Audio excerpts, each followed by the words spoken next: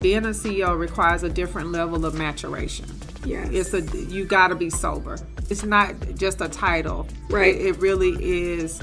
It really is a crown to carry. Mm-hmm. And you don't want to dishonor the crown. The CEO predicts what's happening in the company through the use of data.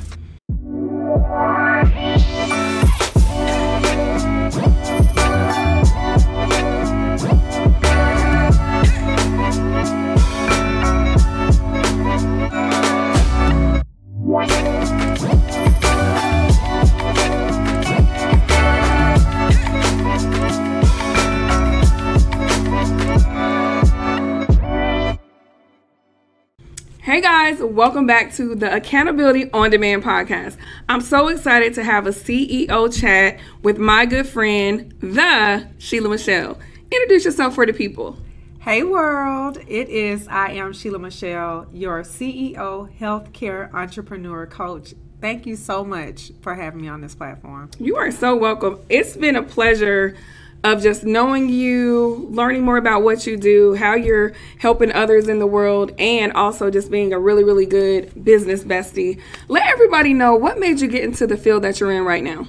Absolutely. So I actually have owned my own business for a little over 10 years. I am a technology leader by trade, but in 2022, I retired myself from 25 years in corporate America to become a full-time CEO in my drug testing center and clinical lab, as well as my business coaching and consulting. And really what drove me here, unfortunately, was tragedy. Actually, what's today? 12th? It is the 12th. Yeah. Today is the 12th. And 8 years, what are we, 2023? Yep. Okay. So, in 2016, so 7 years ago, 7 years ago today was actually the last day that I saw my son alive. Today. Today. The anniversary. It's the anniversary. Wow. It's the last day that I saw him alive. And 3 days later, he was murdered. And so, as a technology leader, having my own business, I would take corporate contracts. So I had a contract with Cox Enterprises, one of the local, leading organizations in the country, really. And I went in to get a drug screen. And at that point in time in my career, I didn't want to work for anybody else. Life had changed with the loss of my son. The typical corporate, covering the CYAing and, all that back and forth, the bureaucracy, and just all of the things that, that go on in a workplace. Coupled that with grief, and it was too much for me. So I went to get this drug screen, and my idea was that at some point I was going to have work for myself. Yeah. So I had my own business, but I really was an independent contractor, right? I wasn't an entrepreneur. And I think people need to understand there's a difference between being a business owner, being a contractor, and being an entrepreneur. And being a CEO. Right. And being a CEO. Thank you for that as well. Yeah. And so I went to get this drug screen, and God told me, ask him, how did he do this? Now, I was a technology leader in higher ed and healthcare, so I wasn't new to education, teaching. I taught for the University of Phoenix for 5 years, adult education. So I wasn't new to that, but I was very apprehensive, but I was also obedient because we are talking about the Lord, thy God Almighty. Yes. So I asked that guy, and a series of YouTubing and Googling and struggling and striving, and so here I am now, having taught 2,000 plus folks. Wow. How to start their own drug test center, clinical lab. I run a 24/7 national transportation compliance organization, and I am coaching others to reach their dreams. Wow. The first thing that I think of is healing while building, because I can never say, oh, I know how it is to lose a child. I cannot say that. And I know people are like, oh, my condolences, but it's almost like I don't even know what to say, because I see you every single day serving on the outside, but we're always healing on the inside, right? So I just want to tell you that I'm proud of you. Thank you. Because healing while building is tough, but grief is a whole nother ball game on top of the other stuff. And I just want to tell you that I'm so proud of you. Thank you. I appreciate that. And I know a lot of times it's like, okay, you hear it, but you are literally the epitome of resiliency. Thank you. You know, I think that that's just kind of been my life story, you know, because there are stories within stories, I say. Yes. And, you know, we've been intending to have this conversation for a while, but I know that it was divinely ordered to actually be today, on this day. Special things tend to happen around DJ's anniversary. But I don't even know. Truthfully, I'm not healed. Let me be real. It's an ongoing I'm not gonna lie to you. I'm not gonna lie to y'all either. Yeah. I'm not healed. I don't think that healing happens on this side. I think that healing happens on the other side of life, and I'm looking forward to that. Yes. But I'm just running my course while I'm here. And the thing that really kind of drives me to be resilient is, you know, my faith and my love for God, and just wanting to be obedient and do what's pleasing in His sight. My love for His people. You know, God has created some awesome creatures. You are one of them. And also just feeling as though the more I perform in excellence, the higher DJ soars. Ooh, that's good. Yeah. Yeah, and healing is a journey. It's not finite. It's not something that is just, oh, you do this, this, and this, and you're healed. No, it's ongoing. So I know you said you're not healed, but I feel like every day that you get up is a piece and a part of you moving towards the work. Every day that you get up, you say, I'm going to do it. Every day that you get up, and through the pain, you're still showing up. Now, mind you, we got to be careful with that, because I call it leading while bleeding. And you are my accountability partner in many areas, and I love how you practice what you preach. Thank you. You know, well, I think, especially you mentioned like being a CEO is different, right? And so I think that being a CEO requires a different level of maturation. And you don't want to dishonor the crown. You got to be sober. Right. Oh, that's good. There's a lot of self-awareness. There's a lot of accountability, ownership, discernment, responsibility. It's it's not just a title. Right. It really is. It really is a crown to carry. So I just feel as though, you know, for me, I remember, you know, with Jackie O, God rest her soul, and bless that family. God keep them, you know, in this time and beyond. But I looked at the, you know, some of the footage, and it reminded me of, you know, my son's send-off. And I don't know that girl. Like, do you know what I mean? Like, I don't know her. I couldn't stay her, if that makes sense. I couldn't sit in who she was. Right. Because there have been times where I can think about my son and literally almost lose my breath. You know? So I just hold on to this, that, you know, God knows our beginning and He knows our ending. That's right. And our responsibility is to run this race, you know, as best as we can. Yep. You know, and so I'm super honored to share this space.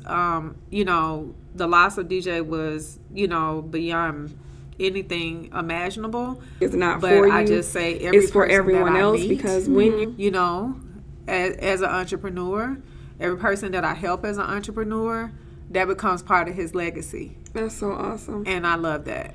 I love that for you and your family and for him. Wow. So first of all, thank you for your vulnerability and transparency, because a lot of times we want to hold our story close. And I always say that your story is not. When you share a glimpse of it, because mind you, this is just the cliff note, right? We're not even getting it. Right. But just the cliff note is changing someone's life. They're sitting there right now, and they may have experienced some of the same things or something similar. And by them seeing you in your CEO-ship, in your womanhood, in your Black motherhood, standing strong and taking each day by day and still showing up, it's a game changer. So you mentioned about being a CEO, and today is CEO Chat. I want us to kind of chat about the coaching industry and the different layers of leadership and professionalism that it takes for a person. And this is the thing. Anyone can say, I'm a CEO, but what is your definition of CEO? Oh, that's a great question. And I'm really glad you asked that so that we can make sure we set the record straight for the people. I can't stand the rain. Okay, my bad. But the CEO predicts what's happening in the company through the use of data. They make data-driven decisions, right? They craft and they develop plans, right? So that the team can execute the vision and the strategy. Right. And too often, too many of us are CEOs that are not CEOs. Like, we're CEO in title. Like, I'll give you a great example. When I started my drug testing center and clinical lab, I had the title operations manager. Okay. Right? That's what I was doing. I started building a team. I became the operations director. Got you. I kept building the team. I became the executive director. Okay. It wasn't until, 3 years in, honestly, right? 3-4 years in, that I was truly a CEO and I understood what that meant. Because up until that point, I wasn't working from the seat of my pants. CEOs don't work from the seat of their pants. Right. It's funny because she mentioned the word predict. And so what I hear is project, proactive versus reactive, not putting out fires, but that visionary, having that macro view, and then you're able to delegate, you're able to foresee what's coming so you can support the staff and make sure that the clients and customers have what they need. And I think automatically when we start a business, we go get our LLC, our S Corp, whatever you want to call it, I'm a CEO. And that's cute. But she mentioned the word crown when you're a CEO. Like, you have a duty. And I think sometimes we, number one, take it for granted. Number two, we are misaligned with what it even means. And that's why we're not diligent in our purpose and how we're serving others. And then literally it becomes a domino effect. Because you guys know I'm a millionaire mindset coach and business therapist. So I focus on the internal stuff that's going on, which then layers out to the external. So whether that's unresolved trauma, mindset blocks, imposter syndrome, all the things that's going on inside, which then shows up in our business. And I love the work that you do. And we also know mindset is very, very important. But I think that people even take mindset for granted when it comes to being an entrepreneur, a business person, and a CEO, because everybody always says, well, people don't believe they have a mindset issue. They don't understand. Honestly, I think they do. I think they don't want to admit it. Yeah, mindset is not the sexy stuff. Right. So mindset is not photo shoots. It's not slow-mos. It's not time lapses. It's not brunching with the little words popping up on the screen. It's not the PayPal chinging. It's the real work. I mean, mindset isn't the only work that people don't want to do, right, in coaching programs, right? Correct. And mindset isn't the only key component of coaching programs that is definitely missing, but it is number one in my opinion. So I tell my clients, I'm not a mindset coach, right? Even though you do a good job of supporting. I'm an amateur. I ain't even gonna say I'm an amateur. Like, it's more like, I know you got a cold, so I'm like, oh yeah, you got a cold. Seems like you got a cold. She can identify and suggest what you need to go fix the cold. Yeah, exactly. So I did a poll in my stories over the weekend, and out of people saying they needed the strategy or play, people saying that they needed mentorship, and people saying that they needed mindset. Most people actually said they needed mindset.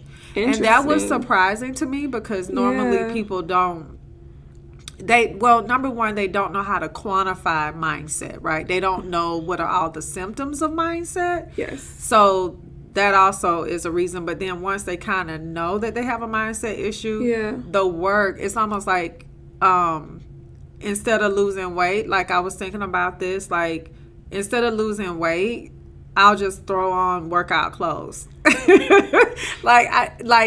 the workout clothes are comfortable. And it makes it look like I'm trying to lose weight because I need to. But I'm not really, I'm just throwing on workout You're not clothes. really doing the activities that will the work, sis. Reward the weight loss.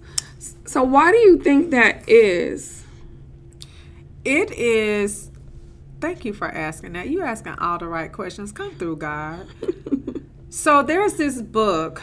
So in my mentorship program, I drive my mentorship through what I call a SOAR framework. So S is for strategic, O is for operations, A is for like aid and assistance, and R is for like review and recap. I love that. Okay, and O is also for opportunities. Stay with me. Okay.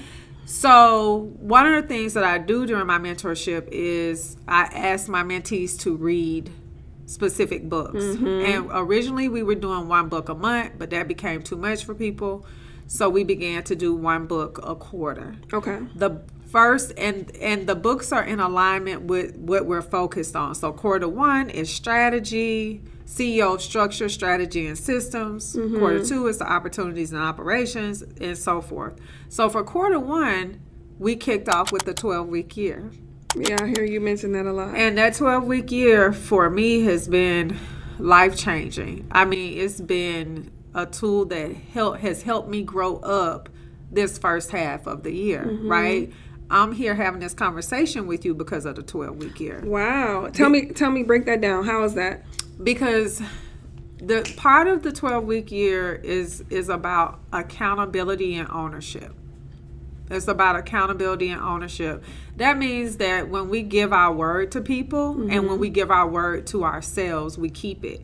And so your question was, why is it? And it's because people in that book, it also talks about intention. We're not always keeping it real. We always talk about keeping it real and cap and that's cap. What's some more of these young folks' terms, okay?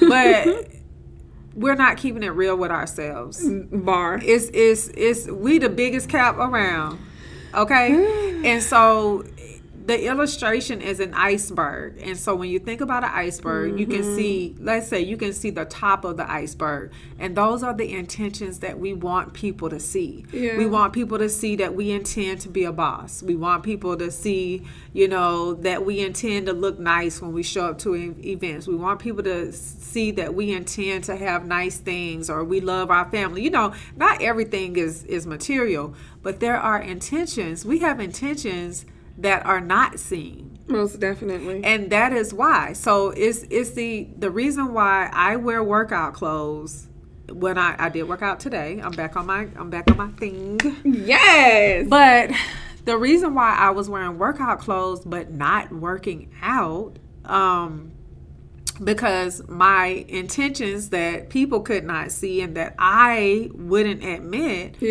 is that I value working at the computer more than I value my body. That's really good self-reflection. Do you see that? I do. That my intention was to be productive, not healthy. Does that make sense? So that's why people do it, is because they're not in tune with all of their intentions. Sometimes they're not aware, but then sometimes they just capping. Yeah, I agree, but I'll also add this.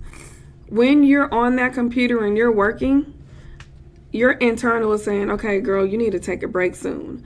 And the other part of you, maybe it's ego, maybe it's, and I'm not saying you, but I'm going to use it as an example, a scarcity mindset of, if I don't get this work done, they're not going to get X, Y, Z. There's something that's not listening to your inner voice, because trust and believe, we lay down with ourselves every single night. And we have that conversation. Okay, you did this, you need to work on this. And then we get up in that pattern of behavior. We do the same thing unless there is something interceding and breaking that cycle. So what was it for you that said, okay, you cannot honor XYZ more than you honor health? Because as we know, health is wealth. What was it for you that is interjecting that pattern? Well, let's back it up and see, this is why, you true to who you say you are, because it was ego, right? It was, I need to be successful. Yep. Right? And in order for me to be successful, I got to continue to sit here at this computer when I need to get up and work out, when I need to get up and drink water, when I need to get up and go to sleep, and all of the things. It absolutely was ego, right? So high five, like let's get a real one. And so let's just dig down into that a little bit. So the ego can either help us to do things or stop us to do things. It can stop us from, by the ego, getting a coach because I'm not finna pay XYZ for them to tell me what I already know.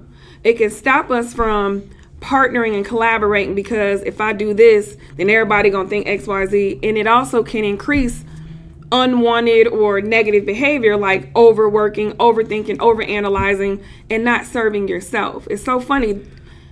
Research has suggested that imposter syndrome is fueled by. I don't have imposter syndrome though. I will say that. I don't. It's very prevalent, but I thank God that we all got something. For sure. That's not what I'm implying. That one isn't mine. No, I just wanted to be honest with people. But just to say that even just because you don't have imposter syndrome doesn't mean you don't have something. Most so definitely. Your question was, what was it that pushed me to shift my intentions? Because all I did was shift my intention, right? And what pushed me was the fact that, number one, I'm getting older. Where? We can't tell.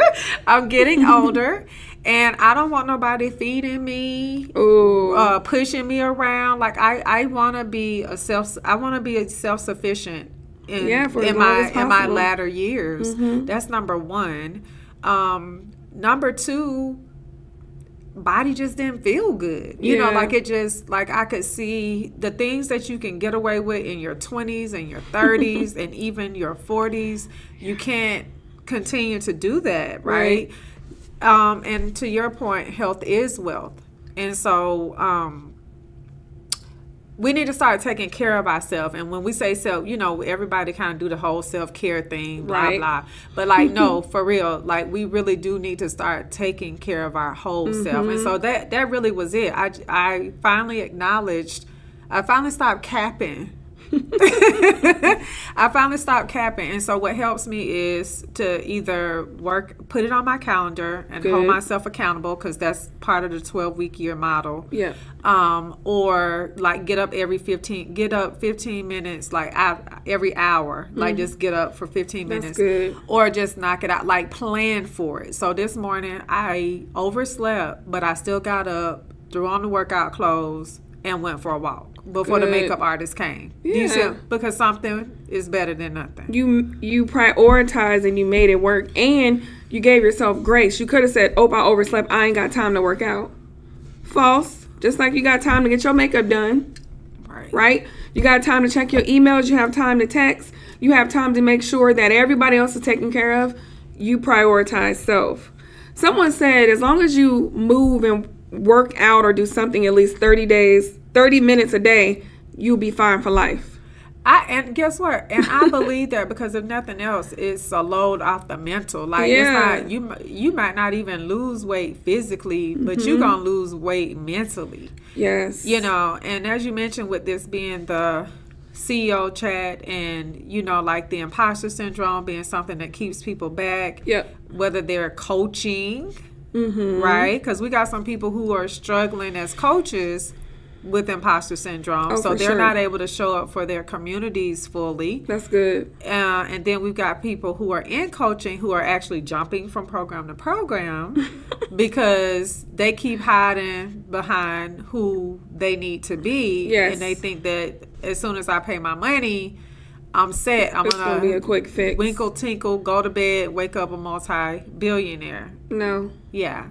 No, and we're gonna be wrapping up soon because we have a very busy lady right here But I do want to dig a little bit into what you just said. So when you think about a coach and a client, let's just talk about some pro tips to make sure their relationship and the breakthrough is effective. And I know that's like a loaded thing, but I literally want to give the people some tips, and even from the client standpoint, what should they be looking out for to make sure that they're a good fit with who they're looking for to support them. That's a good one too. You just ask all the good We questions. might need part 2, y'all. Are you gonna get your own talk show? Okay. For sure, it's coming. Okay. And let me just respond to that. Let me respond to that. It. We're at the gym right now. I will be on the TV screens, but you gotta start, right? So we start with going live on your phone, and then your podcast, and then on the TV screen. So it's coming, and you're gonna be my first guest. Thank you. Yeah, so I actually wrote a book last year, an ebook. I dropped an ebook called Becoming Coachable. I love that title. What made you write that?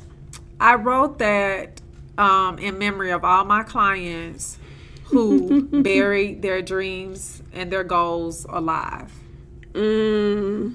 Everybody who forfeited, everybody who capped, everybody who slept on themselves, all that stuff. Who did not activate their superpower because of, what was the biggest reason you think? Mindset. Yeah. That's Yeah. interesting. Yeah. Mindset is big, y'all, just from the standpoint of I'm somebody who was a ward of the state. I was a ward of this good old state of Georgia. I lived with my grandmother, with my cousins, with my God family, with friends that I made at school. Yeah. My parents were 14 and 16 years old when they conceived me. We still don't have a good relationship. I say not have a relationship, but really we always have relationships. They're just either good or not good. True. Did all the things, all of the things, sexual abuse, mental, emotional abuse, domestic violence, teenage mom, like you name it. Right. I stole some fingernail polish from a store when I was 10 too. So I stole more than that. Our story is more like than you know. But pause. look, just hold up, just fingernail polish. Girl, you good. But for no good reason, because imagine how much it cost back then. But just saying, like, what has me sitting here in front of the LaShana West. Like, people like LaShana West were people that I would shrink in front of. Like, no, seriously. I would absolutely feel like a ball of trash in front of somebody like LaShana West in my earlier days, right? Not too long ago. So I'm saying that to say what has carried me through is mindset. So I wrote the book, Becoming Coachable, identifying the barriers to you being successful in any coaching program. So basically you being able to, the link will be in the description. Don't worry. So you being able to identify the right coach and the right program, right? Because you said there's layers to it. For example, we all have a framework, right, that we run our coaching programs by. And that framework is not designed to just, herd cattle. It's designed to help people reach, get their breakthroughs, right? Yes. To light candles and impact upon impact. Right. So I dropped this book, based on things that I saw in my own coaching program, but also I uncovered things about being a coach as well. So for those of you who are looking for your next coaching program, or those of you who are struggling in your current coaching program, it's first and foremost important for you to just see if you resonate, like see if that person, like what they say, the coach, what they say, what they do, their content, does it resonate with you? Does it bring you peace? Does it inspire you? Does it motivate you? Does it make sense? Does it fill gaps, right? That's just on the surface level. That don't cost you nothing. That's just consuming the content that they put out to attract their ideal or target clients, right? The people that they feel that they serve best. Yes. The next thing is to understand the different programs. I always say that 1 times 1 is 1. 1 times 0 is 0. Right. So if you're getting something for free or you're paying $1 for it, you're not going to have much of a return. Now, understanding that everybody's financial investment is at different levels, if it's a great coach, you should be able to invest, follow their program, and have a high enough rate of return to reinvest. Very true. Does that make sense? Yeah. So whether it's result or whether it is actually economic. I don't want anybody to think that just because you pay somebody $5,000, that means you're going to get $5,000 back immediately, because what you might get, right, is actually a result that you have to kind of turn over again, and you might get $25,000 if that makes sense. I call that my try, test, and tweak. Because what we're not saying is you pay someone and you should just, no, you have to do the work. But you also, which Sheila is really big on, have to advocate for yourself and ask for what you want and need. Because a closed mouth don't get fed, and we can't assume, just like in dating, well, I need you to open the door for me. Well, are you going to tell them that that's your expectation? That's what makes you feel valued and loved? Because they may not have ever opened the door for someone. That's just a little analogy. But so the first one you mentioned was, does it resonate? Am I aligned with the information, the breakthrough, the impact? Do not buy a digital product. At the end of the day, what was your second one? I'm trying to. The second one, no, because it's so much. We always get deep, y'all. The second one was just really understanding the different programs. Yes. And like what your investment can be. And that's investment of your time, investment of your money. And then also how you learn and perform best, right? That's good. So if you're not. And if you know you ain't going to execute when you go home, please don't go to the live event. Like, you have to really look, and who best to ask is not DMing other people that you've seen in the program. Right. It's not getting in the comments with other people. It's actually going to that coach, whether you need to book a consultation or send their team an email and saying, hey, I'm very interested in your program. This is what my goal is. This is my intention. What product or service would you recommend for me? Or what questions do I need to answer for you to help me determine what's best? So I dropped that book for that particular reason. That's really good. But now we on to the coaches. Let's get on the coaches real quick before we cut how off. much time you got, sis? Because listen. Well, we got 5 minutes. It ain't gonna take long. Okay. Before we move to the coaches, that last piece, going to the source and asking your questions, I think this is where people shrink. It's this person, this mega whoever, and I don't know how to say it.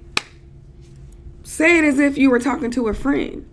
Like, I think when we start shrinking, we don't ask for what we need, and then we're more reactive than proactive. Then we start complaining instead of taking accountability that you didn't ask the questions. Now, I'm not saying it's too late, but you're going to have to go back and send that email, that DM, that phone call, especially after you've already invested and you feel like you're not getting what you want. You still have to speak up, because we all have a due diligence, right? Right. You have a due diligence. I have a due diligence. The student has a due diligence. The teacher has a due diligence. So let's move to the coaches. What you got for us?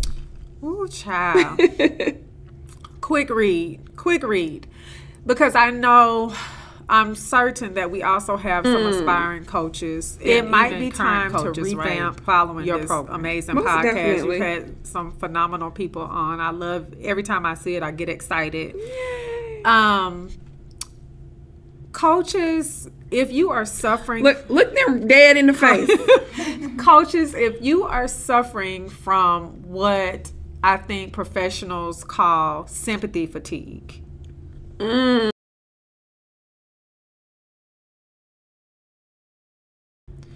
if you are feeling like you don't want to serve the people that have paid you longer than the transaction completed, like you wanted to serve them just until the money hit the bank, it's time to revamp your program.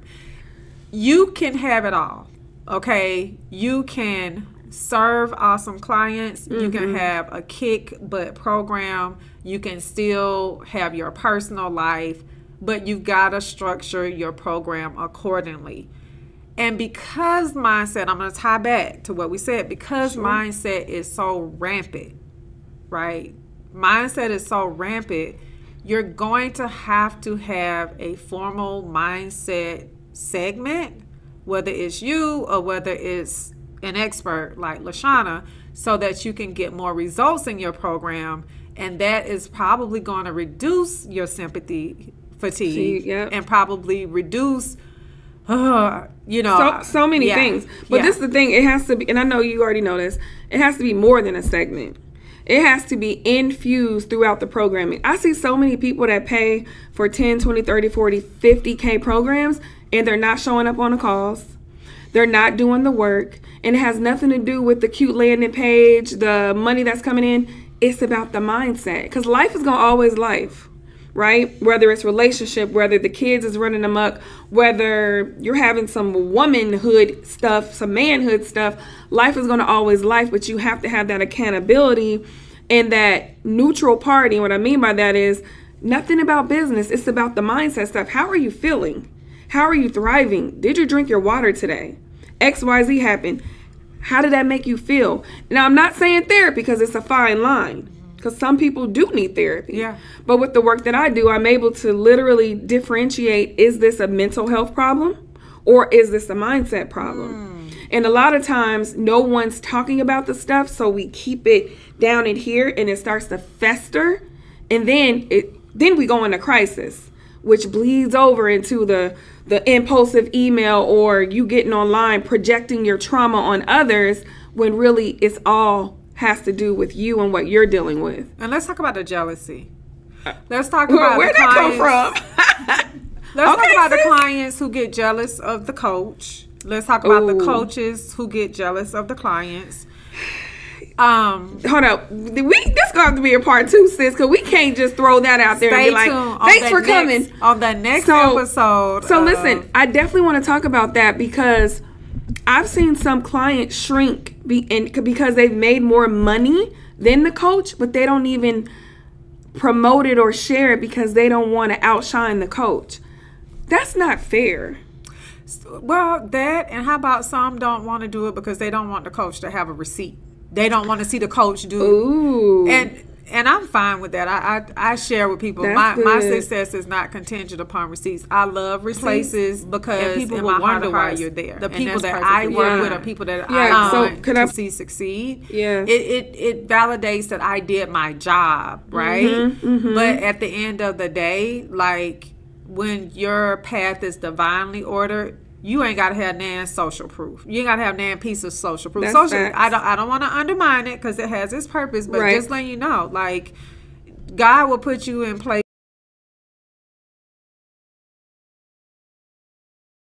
Can I play devil's advocate real quick? Yeah. So I hear you and I agree.